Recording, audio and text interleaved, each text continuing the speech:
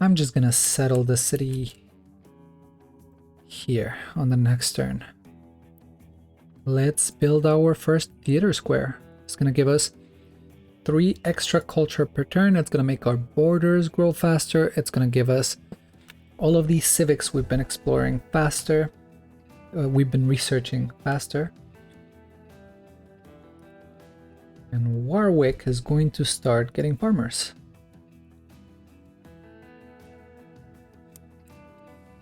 One farmer gives me the production for the next farmer.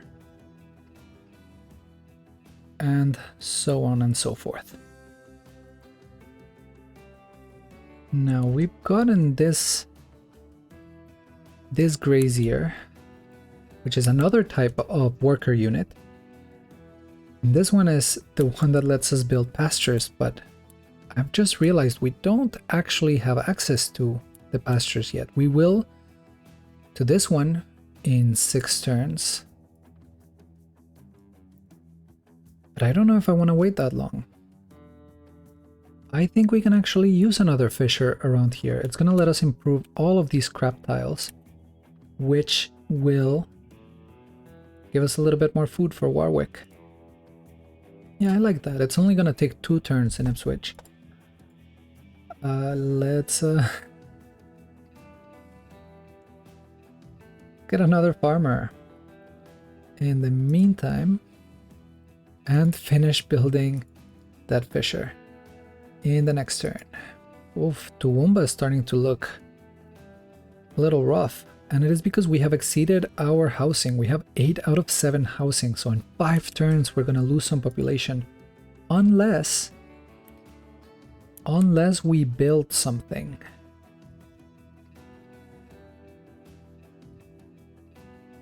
Like this. Yep. We have just gone in through turn 33 and we're at almost 60 gold per turn. Some of these routes are starting to look really interesting. From Brisbane to Rockhampton. We're not going to get much out of it, but we're going to get a road on which we can send our future settlers. We already have a road though, so I don't know if that's our best bet. If we send it to Melbourne, we're gonna get 6 gold, 1 science and 1 culture. I think that's our best bet.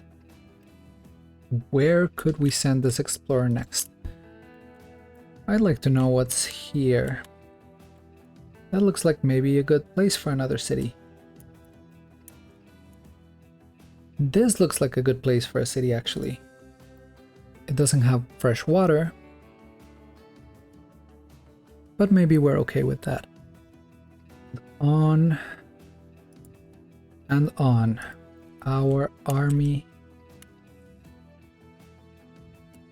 of farmers continues the brutal deforestation of Australia.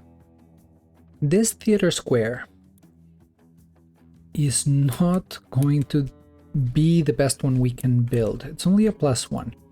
However, theater squares do something else. They do the same thing a forest does to the tiles around it. So these tiles are going to all get +1 appeal, and we do want to build a beautiful nation. We have unlocked our state government.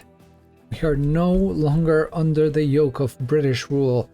We're still part of the Commonwealth, and we're continuing some of those same practices towards the land and the indigenous populations, but we can pretend we're doing better. That does let us get another policy. I think this Parramatta Road would be good for us for now. This farmer, I think, is taking too long, so I'm gonna buy one here. We're gonna start chopping some of this forest. That might speed up the process. I think it's about time we get an educated population. This settler, I think I want to settle somewhere around here and use the fresh water from this oasis. Yeah, I like the idea of that. And suddenly our little fledgling colony is looking quite respectable. And look at that. Just like that. Our army has deforested absolutely everything in range of Ipswich. But that is not all our plan. Now we begin reforesting. And slowly, hopefully, we can get back some of it.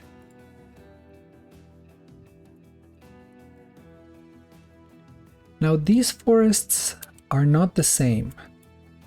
I mean, they look the same, but this is considered a second growth forest. It is not going to have the same biodiversity, and it is not going to give us any production when we chop it, so there's no point in doing that. There's education, as well as urbanization.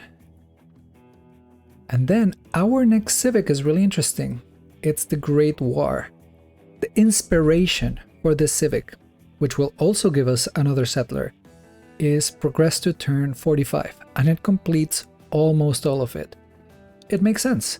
We're in 1884. Turn 45, I'm guessing, is going to be 1914 or 1916. And the First World War is going to kick off. And maybe some interesting things will happen then. Now, this is a naturalist. Naturalist can plant woods. I don't know if that uses them up. I should probably test this. It might use them up, which would be a shame. But they can also start national parks. And that is where I've been going with this entire time. So let me test this. If this consumes the naturalist, I'm gonna really regret it. But I kinda need to know. Oof, that's rough. Okay, no matter. Let's build another one. Note to self, only reforest with farmers. Toowoomba is doing pretty well. I think maybe too well. Because we have reached our limit and we keep trying to grow past it. So I think that what I'm gonna do is I'm going to build a neighborhood. Neighborhoods are going to provide more housing based on how appealing the tile is.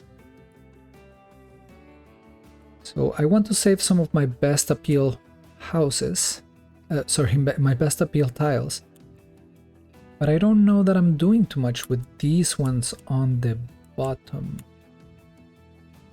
Yeah, I'm gonna build a neighborhood over here. I don't think it will do too much damage there. And I'm going to build an industrial zone right here. That's not gonna give us any boost to production, but we'll be able to build some buildings inside it. I'm building it far away because it is going to subtract one appeal to all the tiles around it. I think that might affect the neighborhood. But it's gonna let us build things even faster. I'm gonna start saving money from here on out, because I think we're gonna need it for buying some of these tiles.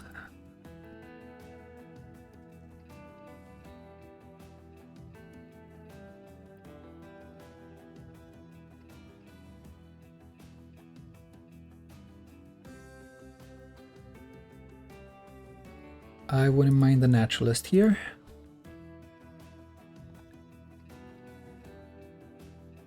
And I guess you can start working towards a workshop. More farmers, that's always the answer.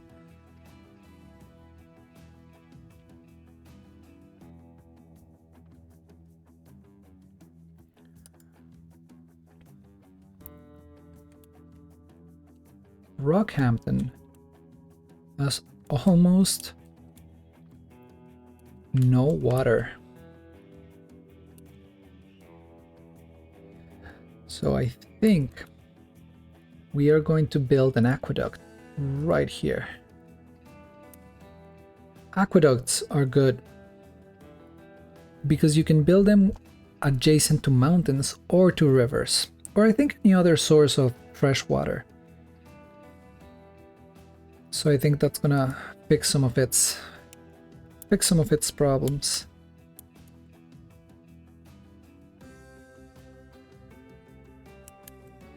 I think I'm gonna start the city right here.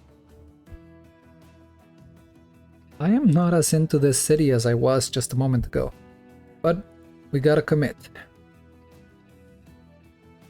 And just as we've deforested, we now reforest Warwick.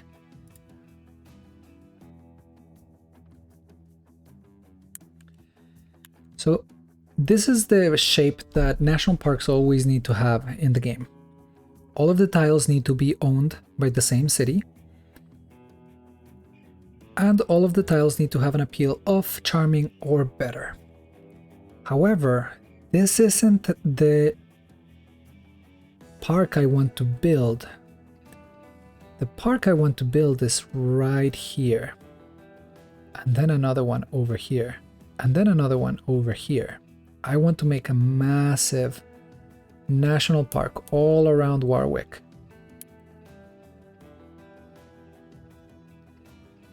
And that ain't it. So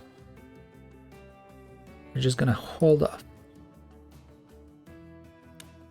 That's another possible national park. Is that the one I want? I think I want one here and one here. So no, not yet. We're getting there. And since this is going to be a national park, this tile is not going to be a national park.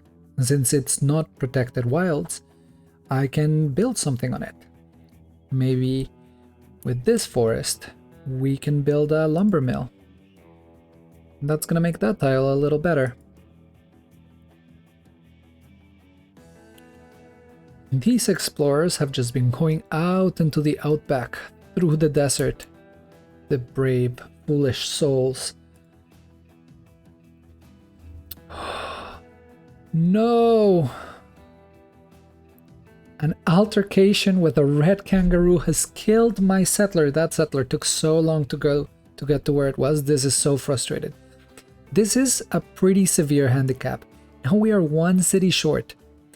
That's a lot of potential production we have just lost right there, just like that.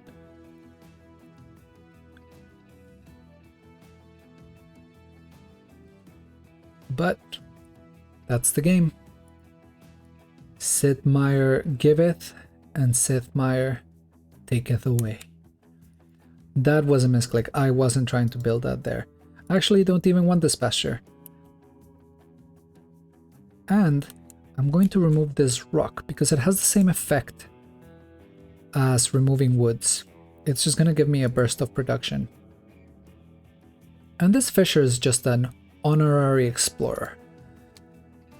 Oh, that RNG is so terrible. It's so rough to lose a settler. I think that's one of the hardest elements of this scenario. Those random events are really rough. I don't know if I'm gonna regret this. I mean, it can wait, right? No, I'm gonna buy these tiles. I'm gonna change my production to a theater square right here.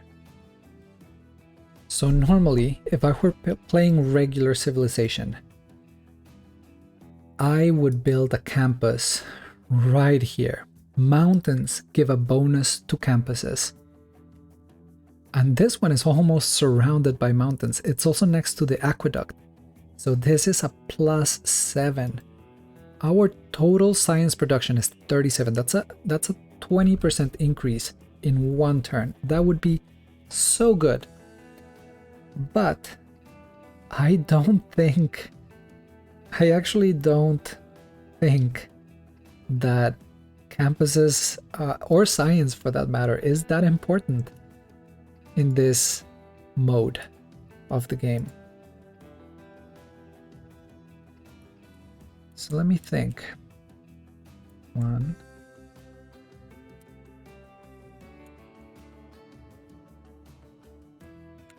Wow, that settler dying really messed up my plans. And here we can add a farmer to the queue.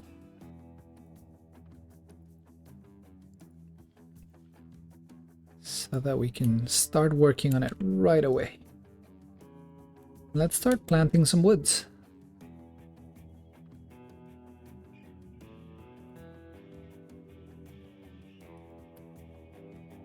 We have researched flight. I don't know if that's going to play a very big role in our game, but okay. Let's go for economics. That sounds useful. I don't know if it is, but it sounds useful.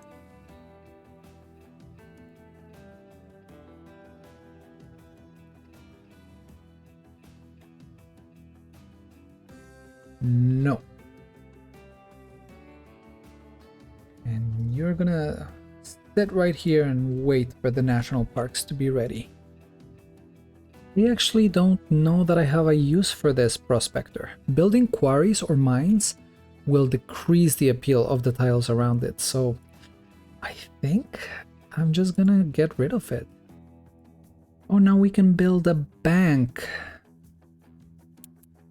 A bank is gonna give us plus 5 gold per turn, and it's turn 41 and we're still on 76. But I'm optimistic. Civilization is a game about gathering momentum. Now we're starting to see a lot more potential national parks. But we're still not ready for the naturalists. We have just researched economics, which lets us build a stock exchange. I am going to go for electricity now. I don't know if it'll come in handy for our strategy, but I like the sound of it.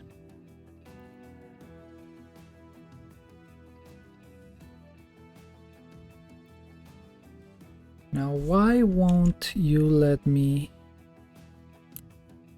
This is still a breathtaking tile. Why can't I build a national park here?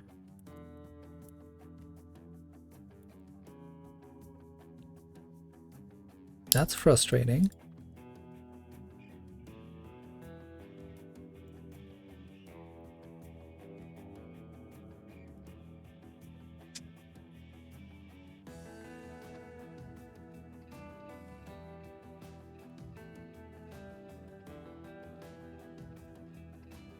We have deforested and then reforested this entire area.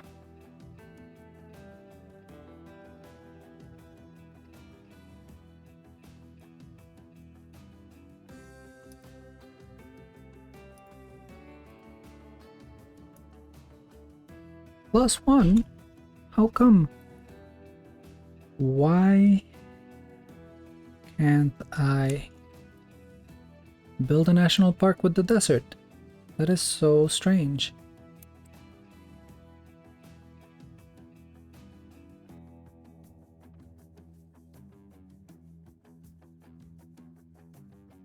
What?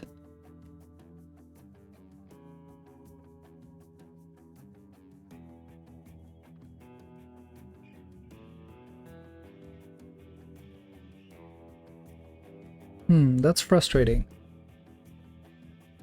Alright, if someone knows Civ, could someone tell me why I can't build a national park here?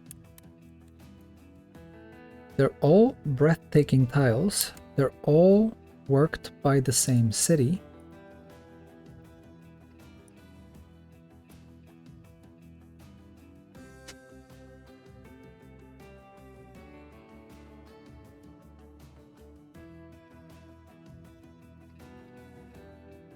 None of the tiles have an improvement.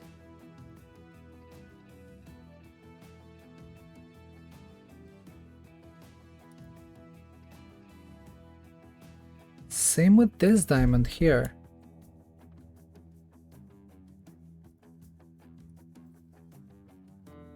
What about down there? No. That is terrible. It really messes up with our plans.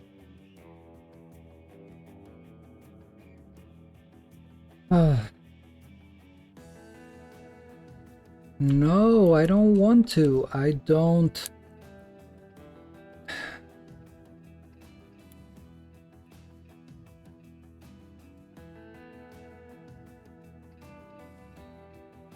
I'm pretty convinced this is a bug. If it's not, if I'm misunderstanding something, could someone kindly let me know why I can't make a national park here, here, and here? Why is it so adamant in me making this one here? I should be able to make these.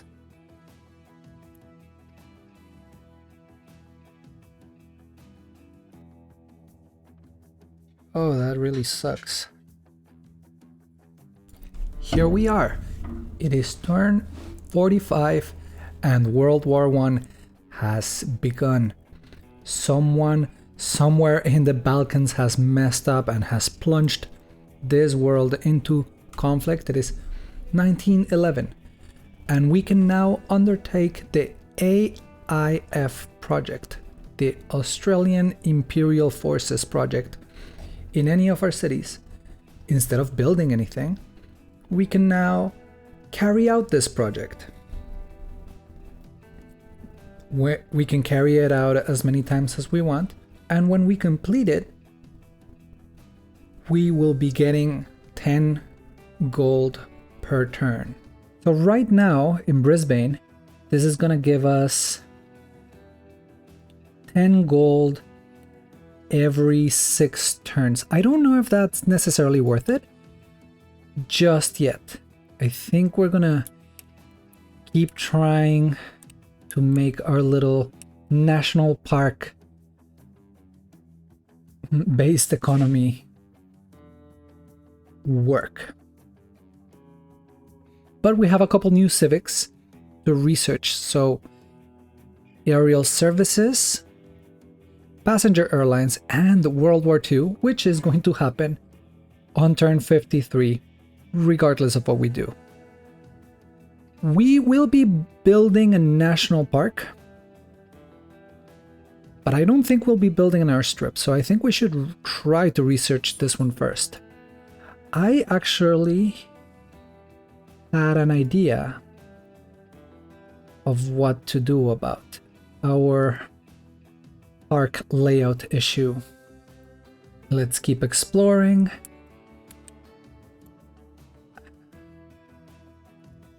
And here in Rockhampton, we're already at -2 amenities. There's not, I believe, a lot that we can do about that. How many charges? This builder still has 3 charges. So I can chop down the forest, plant a new forest, and then chop down the jungle with it. Okay, now we have a couple of naturalists here, and they really want us to start these national parks. So let me think for a second. I think this one is alright. Okay, this is our first national park. So if I understand this correctly,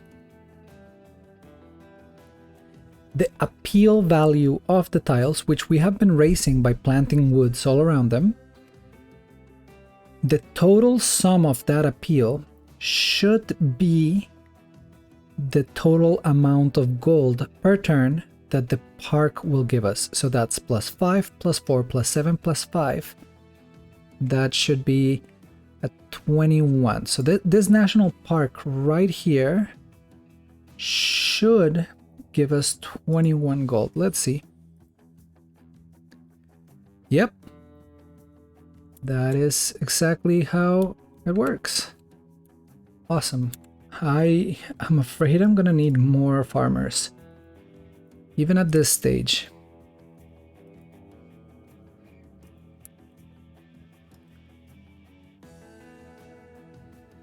Okay, I'm gonna skip one more turn. I just got an idea of what to do with you. Or about you.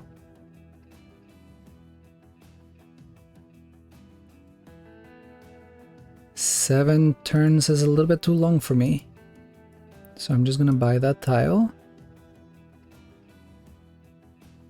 And then I'm gonna come here. Oh, now I want to build it in the desert. So we just got back our whales that we sold at the very beginning of the game. And now we're gonna sell them again for 30 turns. I think that should account to our total gold. We are 15 turns away and we still need 800 gold. I don't know if we're gonna pull this one off, but we are going to try. These explorers have just been going through the outback for, I think, 100 years at this point. Okay, so this is my plan. I believe that the game thinks this is the better national park, but the game is wrong. It's not giving me the option to make the others. What I'm gonna do is I'm gonna ruin this space by building a lumber mill, and that should give the game the hint. That's another 23. We might need to do the same thing over here. But while we do all that, I'm gonna go and start another national park in the mountains.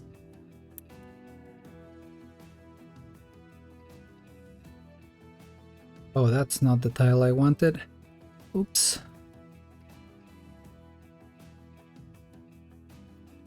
That's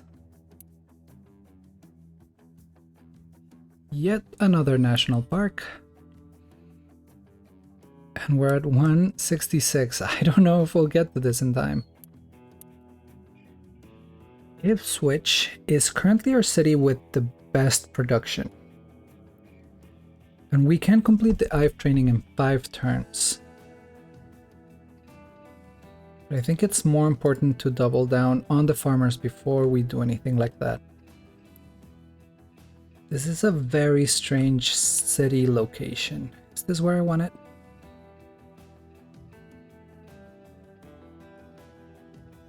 I think maybe there. And that's another national park.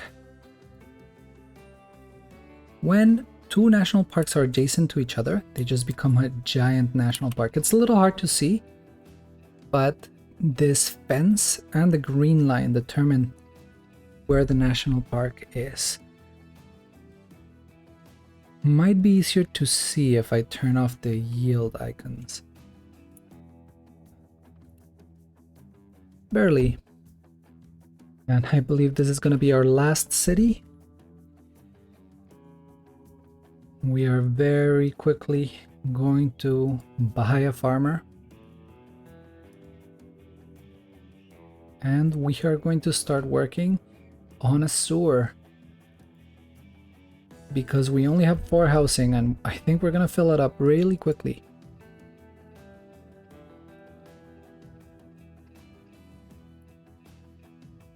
We're starting to spend a lot of gold just buying different tiles. And it adds up.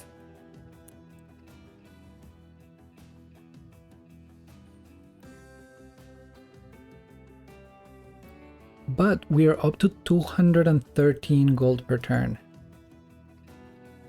So we're able to buy maybe 1 or 2 tiles every turn. I don't think there's going to be any national parks in Maryborough. So what would contribute the most? in this city. I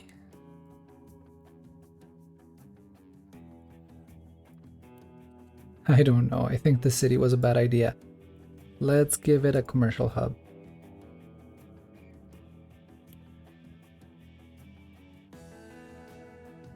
I think we are past the point in the game where it is useful to get internal trade routes. So instead, I'm going to send this to New South Wales. I don't think it's going to be a particularly useful route. It's going to give us 5 more gold per turn. I think that's worthwhile. I haven't actually changed my policies in a while, so let's take a look. I don't think Parramatta Road is doing too much for us now. We are too close to the end of the game to care too much about growth. I think we need to start thinking about how we can best boost our gold income. And right now that looks like Trans-Australian Railways, which is going to give us +6 gold from every international trade route. We only have 2 of those, but every little bit counts. Look at this site. There was some gold right next to the natural wonder. This would have been a very interesting game to start with. Water would have been a challenge at the beginning, but natural wonders all have +5 appeal or +4 appeal, so all of these tiles are really good for what we're trying to do. Once again, I've had to build a lumber mill temporarily so that the game understands I'm trying to build a national park where I actually want it. That seems like a strange bug.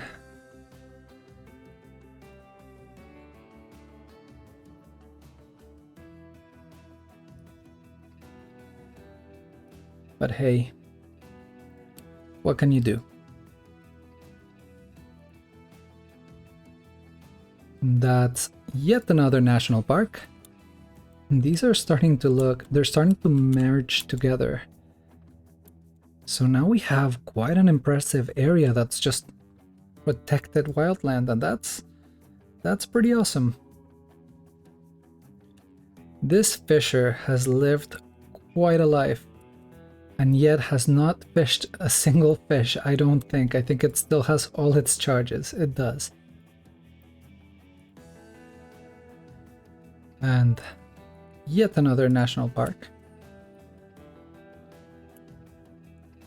This national park takes almost half the area of Warwick, not the metropolitan area. It is still quite dense. Oh, it has the little watermill. I love that. But all of this is a giant national park, which is the main basis of our economy at this point. We're making more money from those national parks we've built than pretty much from anything else we've done this game.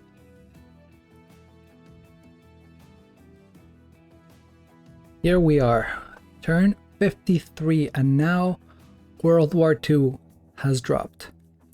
Now the AIF project is going to give us 20 gold per turn when we complete it. And we have this special policy card.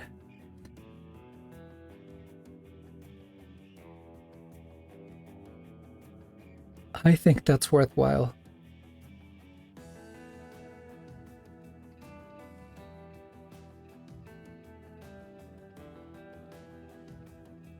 Now this one is really interesting because I think this is going to increase our gold significantly. But because it is doing so through the appeal, the card is not showing us by how much. So let's take a look. I am making 166 gold from national parks. If I put this on, 174 from national parks. It's not a big boost, but I think every little bit counts at this point. That project still takes too much for us to be able to complete in time. 7 turns is all we have left, and we are about a third of the way there. We're snowballing, but I don't know if we're doing so quickly enough.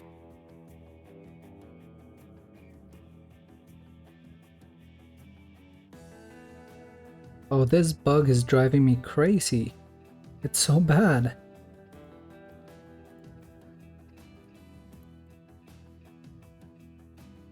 Ipswich can complete the IVE training in 3 turns. I think that makes a little bit more sense than the others. And finally, the first national park that I imagined in this game, which includes the Pinnacles, or natural wonder. I think some of these styles are probably the best that we have in our entire game. So this one should be worth quite a lot.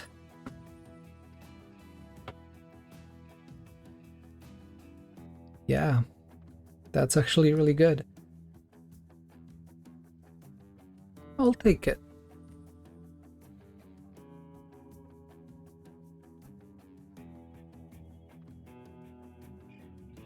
Four turns remaining and we still need 400 more gold per turn. Will we get there? Will we become the first koala billionaires?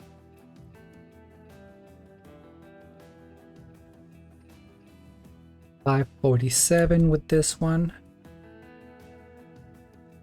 We have researched everything on both trees. Now we're just onto future tech and future civics. But we're still in 1944. World War II is raging and we still are sending people over.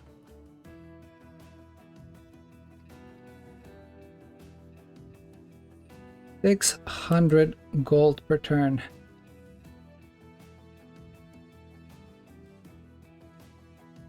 Oh, 2 turns remaining and I don't know if we're gonna make it.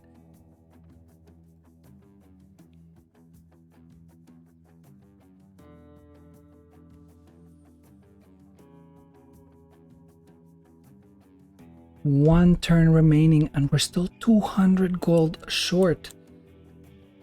Ay, ay, ay.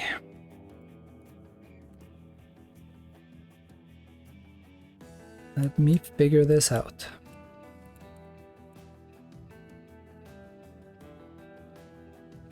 One more national park here. And another one here. Oh no.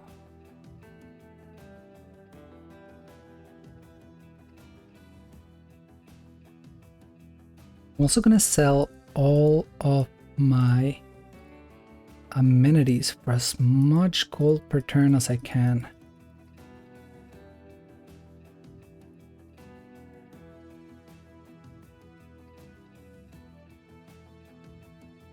Trying to do anything and everything I can think of to get that gold just over the line.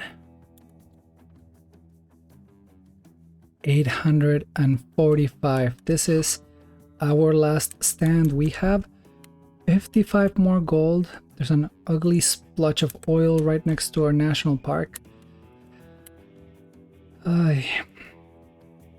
Almost there. 881. If we give this tile to Ipswich and get you here, it's one more national park, and there we have it. Ladies, gents, and non-binary friends, we have succeeded. We have made Koala Nation the true tycoons of the Outback. I've adjusted a couple more things and I got this up to 964. Let's take a look at what we've done here. We have built these pretty awesome cities that are prosperous. They're commercial centers, they're port cities, so they must be getting people from all over. They also have theater squares. They sound like lovely cities to be in. In fact, we didn't get any parks to connect. Oh, these two connect cities. You can go from Ipswich to Warwick by hiking through these beautiful national parks that take up most of our territory. And the fact that I could beat the scenario like this is really interesting. I think national parks are really strong in this game. And if I were to give this an embedded message, it would be that the true treasure of Australia is its nature. And that's nice. We did not need to build a single coal mine to make Australia into an incredibly prosperous place. However, the premise of this scenario, the premise of this game is still extractive. We're still trying to enrich ourselves. And since our objective is how we can make the most money, the effects of what we've done, I don't think are as simple. We have decimated the rainforest, the natural rainforest that existed in Australia before we got here. We have done that mostly to increase our production and to feed our ever-growing population. These are actually quite populous cities. Just because we plain didn't like it. There was something about arriving as colonizers, seeing the nature that we encountered, and not quite liking that version of the wild. We just couldn't appreciate what we were seeing. We dismissed the rainforest and we actually cut down most of the other forests just to replant them. So yeah, in one way we're promoting conservation, we are enabling nature. But this isn't really wilderness. This is more like a tamed version of nature. And you might be wondering, what's the problem with that? All of this is still protected land, and yeah, you're right. That is awesome. But we've destroyed entire biomes. The type of creatures that we could find in the jungles can't survive with this little area. Migration patterns were disrupted. The development of the cities, we didn't overly develop them. But even this development had to happen in our terms. And I think part of the reason why is because as fun as this scenario is to play, it, as I mentioned before, erased the indigenous peoples from Australia. They're not present. Australia in this scenario is presented as an empty, I don't want to say barren because there's tons of fertile land around, but it's presented as a land devoid of human presence, and that's not true. And not only is that not true, but the human presence in Australia that preceded the colony was a presence that was able to exist and live way more harmoniously in nature, and they continue to. Indigenous people continue to prioritize the interests of the land to which they have a connection. We arrived as convicts. We arrived to work the mines, and eventually we got greedy, and I think we found something of a naturist ethos along the way. But our ultimate objective was to get rich. We didn't have a connection to this land. We were trying to bend it, to mold it to our purposes. And the result, I think, in this case, it's probably as good as it can get, right? But still, how many unique species were lost in this process? As I said, Australia has a biodiversity that is unique to itself. It has its own branches on the tree of life, its own evolutionary paths that don't really exist anywhere else. And when we lose that, when we lose that biodiversity, we're also losing, I think, a lot more. If you're a little bit cynical and you want to think of this in terms of what we actually lose, well, what about all the medicines that we find in the jungle? All of like the various plants and herbs that pharmaceuticals now learned how to extract and replicate the chemicals and the active chemicals of, but that before that had been used by different peoples all over the world as medicine. How about wild crops, untamed crops that had to exist in the wild and developed different adaptation techniques that might make them more resilient to droughts because they weren't concerned with very high production, but just with surviving in their environment, and thus might be better suited to be adapted into crops that can withstand things such as climate change and the different effects that brings forth. And our land is quite beautiful, especially when compared to some of the other colonies that didn't bother with this in the way that we did.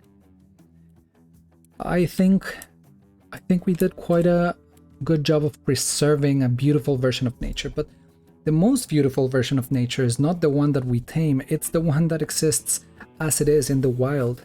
There is lots to learn from it, and I think we miss out when we don't, when we chop it down to force it and bend it to our will. Through this process, we're likely introducing tons of species that are not native to Australia. A lot of these species either outcompete the local species, and Australia is a very, very delicate ecosystem. And a lot of them might have been brought over for ornamental purposes. Now, one of the really interesting things is that where I'm from, in South America, they brought eucalyptus, which is a plant, it's a tree indigenous to Australia. I love that we are playing as the leaf munchers, the koalas, because I wanted to talk a little bit about eucalyptus. Eucalyptus is not very well suited to the Andean highlands where I'm from. It actually dries up the ground a lot, and in doing so, it leads to lots of landslides, and it dries the ground in a way that doesn't let other trees and plants take root properly. But people brought it over because it looks pretty. And fair enough, eucalyptus is very pretty and it smells really nice. But now we're having all of these issues where the topology of the ground itself is unable to sustain itself because this species that is out of balance with its environment is wreaking havoc on the local flora.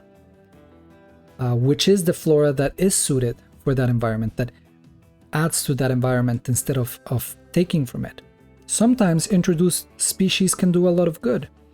This isn't a zero-sum thing, but when our objective is just to make something pretty, when our objective is just to make it better suited for humans, then I think we're being short-sighted. And nowhere is this more true than when our ultimate objective is simply to enrich ourselves. And that is it. That is our run for Australia, where we have become a tycoon by setting up national parks and sending people to World War II. Thank you for watching.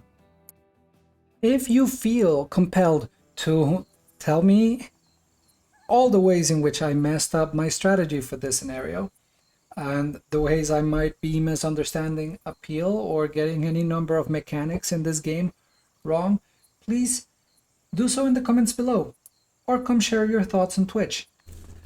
And if you think you can do better, come onto Discord, post your score. I'd love to hear how you got there. If you liked this video, like it. And if you like games and the environment, consider sharing, or better yet, subscribe. Check out Patreon or Ko-fi if you want to support this project. This has been Faerie. Thank you for watching, and remember to hit pause and touch grass.